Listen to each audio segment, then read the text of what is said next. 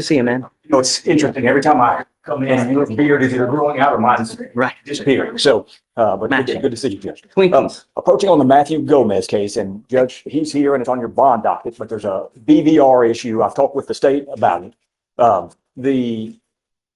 Talk to them about what I think are some interesting issues, kind of by way of background in our case.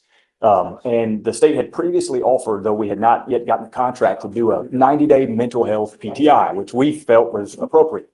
They're going to review with the felony court to determine whether they still believe that that may be appropriate, but they can't do that at the moment. They're going to have to get some feedback and find out a little bit more information about the new felony charge. I read the cases and think there's issues with both of the cases. But there is the pending BVR based on having picked up the new felony charge and needed. Is he here? Yes, he's here. Come up, Yeah, call him up. please. And it's not really our issue to delve into, but I think there's issues with the way the police officers maybe made the stop in the new case. And If he's picked up a felony offense, I'm very upset. we understand. And Let me express my disappointment with you, Mr. Gomez. You picked up a felony assault of a peace officer while you're on bond for this case. What happened, please? So in the felony, the officer dispatched to a suspicious person call at a closed gas station. They observed the defendant walking around the vacant lot holding 2 glass bottles of Corona beer, indicating possible intoxication. They attempted to stop and identify the defendant, but he ignored commands and walked away towards the main road. And despite multiple warnings, he refused to comply, and he threw a glass bottle at an officer before fleeing on foot. Officers pursued the defendant for half a mile before detaining him, and while being transferred between patrol units, the defendant had already moved his hand restraints to the front of his body, and the officer attempted to reposition the restraints behind him. That's when the defendant pulled away and struck the officer's left thumb with his elbow, causing pain, redness, and tenderness. And then the defendant attempted to flee again, but was taken to the ground. And I think there's issues with walking up and saying, we see someone and no more. Well, It's I know it's not not- our case to litigate. Well, I know. All I know is that you've now picked up a felony case.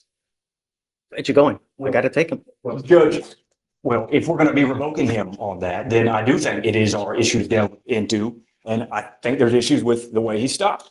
And, but if that's going to be the basis to revoke him, then this court doesn't. One Well, of, one of, but the entirety of the information that the officers receive is based on what I would contend is an illegal stop. You can't just walk up and say, without more, there's no go reason. up to a guy and say, hey, let's talk. No, that's not what they said. They said, walked up and said, show me your ID. And that's an illegal detention. That is a detention and it's one that's unlawful under the circumstances. I don't know. Well, like I said, for a hearing, if we could do that. Sure. And he posted bond, 10,000 in the felony case. We think that's sufficient to ensure that he appears for a hearing, a formal hearing on it without needing to take him into custody. I've talked with his mother. His mother has had good contact with me throughout this process and she'll ensure that he's here.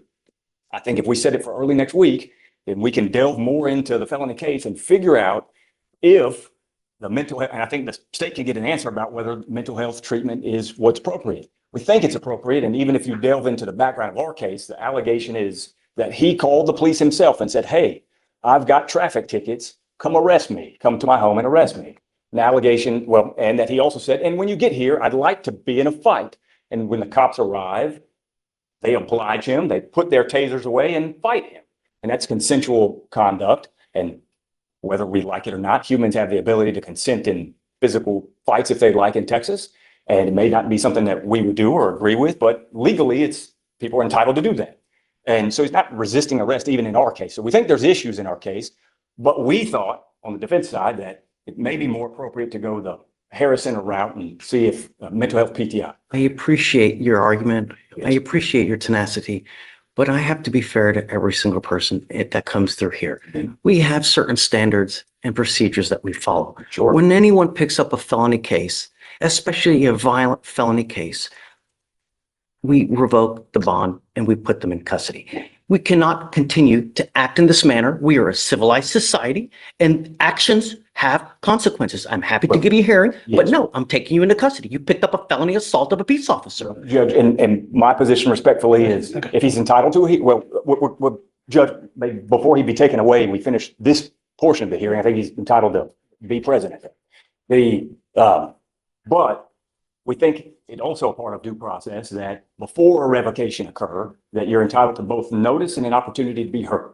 And if they're going to be seeking to revoke his bond, then under our rules of evidence, it's very clear in Rules of Evidence 101 that a revocation, the rules of evidence apply. And everything that's gone on this morning is a proffer by the state, and I respect the proffer, but that doesn't meet the standard for the rules of evidence, and that's why. The judge found that there was enough probable cause for a felony office to be filed against him. Sure. I Well, don't and, want to relitigate a felony case here in misdemeanor well, court. and I think So- that's fine. Well, but I think we're entitled to if we're going to be, and that's what the hearing would be for. But that One of the finding, conditions of his bond is Sure. not to pick up any new cases. He's picked up a new case. and as an evidentiary matter, there's been no presentation that he violated the conditions of bond. I know that you can look in your system and even take judicial notice of that court's finding, but that finding and pleadings that charging him with a new crime, those are not self-proving. And if they're not self-proving, then there's no actual evidence that's been presented. And we'd be entitled to ask questions to prove up, for instance, that they illegally stopped him. There's no basis for that detention. And so respectfully, I'd like to say. Not going to relitigate the felony case. I'm not going to. You know, I respect your position, but I'm not going to. Well, He violated a condition of his bond, says who? says a felony court magistrate that put on the case again, that He's entitled filed to be it. heard on that. And And he did in felony courts. I don't believe that that's, He goes in front of a magistrate. He has a defense lawyer in the magistrate, you know, when they do the magistration. So he does. well, I think he's entitled to be heard here. If you're going to revoke his bond, I think he's entitled to be heard here. And that hasn't happened. And certainly hasn't happened in accordance with the rules of evidence. Your Honor, I would just say that, just reiterate that a district court has found probable cause in this case. To say there's no evidence that he violated condition of bond is flat out wrong, because a district court judge has found probable cause on this bond. She is picked up. And that's not self-proving. Otherwise, in trial, they could just come in and bring in that piece of paper that finds probable cause and submit that as evidence, and they can't.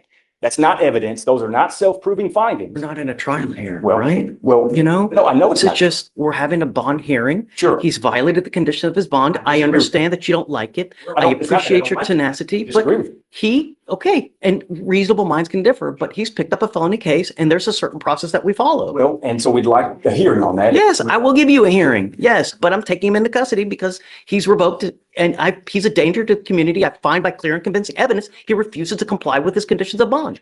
Goes with you. I'm sorry, Brian, but I mean, really, Well, every case, when they come in here and they pick up a new case, I it's respect, just especially a felony assault of a peace officer, I understand. you know? I just believe that it puts the cart before the horse to make the decision to revoke based on pleadings when case law is abundantly clear that pleadings themselves are not self-proving and that the rules of evidence apply in a revocation proceeding. It's in Rule of Evidence 101, I believe. And nothing that has taken place this morning has been in accordance with the rules of evidence. I understand the courts. I understand that as a historical matter, folks come in and proffer information and I proffer information and we don't do it from an evidentiary standpoint. And that may be what the hearing would serve to accomplish.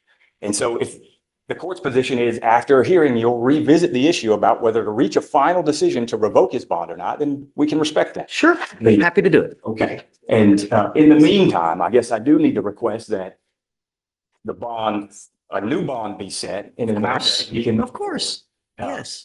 In the event that his family elects to get him out before the hearing. And in light of our What I discussion, normally do in these types of cases, I always set it at 5,001. Okay? If you reach out to the family and they have a problem, then we can talk about it. well, and I'll let the court know, the bond was set at 40,000 in the felony case and reduced to 10,000 because the family doesn't have a bunch of resources. His mother has worked to get him out on bond on that case and is going to have to do the same here, but it's really money that's coming out of the mother's pocket. And so which my whole position was get him access to resources. Now we're diminishing resources and I respect that, I understand, but it's the mother's resources, not his. And so, and the mother, and we knew that And I hope- this issue was coming up this morning and he showed up. And that's part of the goal is to ensure that he appears, and he did, and to ensure the safety of the community. And I think that part of the finding will address the hearing. But I've been, What do you want as far as the bond? well, I'd like it to be at 2,500. And Say, Stay where we're for 5,000.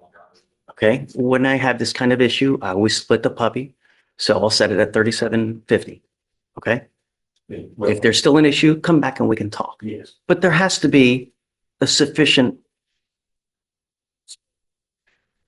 so that he understands, right? Well, and part of the discussion was, do you really get to that point of understanding if, for instance, the allegation, even underlying our case, is you call the police and say, come arrest me, I've got warrants, supposedly telling on yourself. But when you get here, I'd like to engage in a fight. And then they come and oblige him. I don't know that that's even resisting arrest. And so, Well, it seems like to me that he's just trying to take off the whole time. He's trying to physically, or he's evading the entire time. No, I think it's When case two. he throws something at that's the the felony officer. charge. I'm talking about our Oh, underlying. our case. Okay, I'm sorry. And I think probable cause had been heard before I even got appointed on that case. But I think even revisiting those facts, I've talked with the state at length over the course of settings. And my position is, if you invite someone to a fight and they say, sure, we'll engage in a fight, If you want to set this for a formal probable cause hearing on the resisting, I'm happy to do well, it. we may address it at the same time we do the bond hearing on the same Okay, case. I'm happy to that's do it. appropriate. Absolutely. I'm always willing to revisit probable cause, Yeah, always, I know. at any time, whenever. So just if you want to set it for 3 days, we can have a formal probable cause hearing on the resisting. I'm happy to do it. And maybe give the state a chance to find out what felony's position would overall Right, be. and that's, I mean, that's the state's position, but I don't want to litigate a felony. I wouldn't think that's proper. I understand they're entitled to a hearing, but a district court judge is not probable cause on this. I'm not gonna be in a position to litigate the felony down. Right. Let's set it for 3 days, set it for the hearing. Let's do probable cause as well on the resisting, and then we'll come back and just be ready. And then if you can show me that there's no probable cause, I'll find no probable cause, then we're done. That's it. I'm I appreciate it as always, Jim. absolutely. Thank you. Thank you. guys. Thank you.